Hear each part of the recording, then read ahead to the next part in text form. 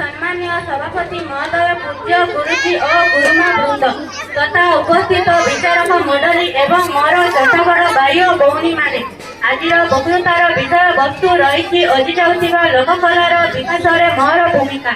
यही विषय वस्तु आधार में मु मोर संक्षिप्त वक्तव्य रखा जाउछि। लोककला हेउछि सामाजिक और सांस्कृतिक ऐतिह्य यथा पाला, दासकाठिया, घुमुरा, बागनाच, कंडेई नाच, छौ इत्यादि जहाँ गाँ घर और स्थानीय समाज में गढ़ी उठिଥାଏ। लोककला विषय लोक मानू सचेतन देवा मोर प्रथम काम।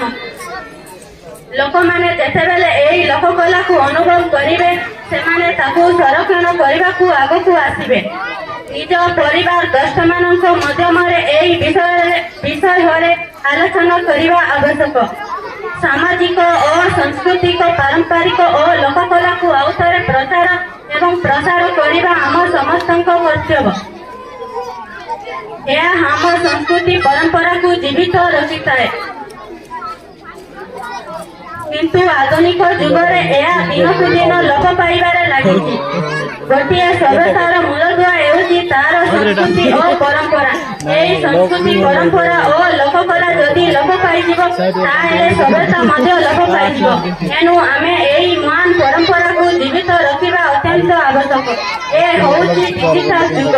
मो मतामत हेउछि आमे एही लोककला को बचाई रखिबा पई आमे सोशल मीडिया रो साहाय्य नेबा उचित।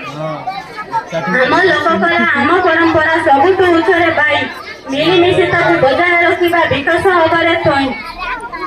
आजिकल इंस्टाग्राम, फेसबुक और यूट्यूब रो बहुल व्यवहार होउछि। एनु मु एही सोशल मीडिया रो साहाय्य नै अजी जाउथिबा लोककला रो पुनरुद्धार करिबि। एही अजी जाउथिबा लोककला रो पुनरुद्धार एवा सहित आमर एही महान परंपरा विश्व दरबार में निश्चय आदृत हेब। एतिकी कहि मोर वक्तव्य समाप्त करुछि। वंदे उत्कल जननी।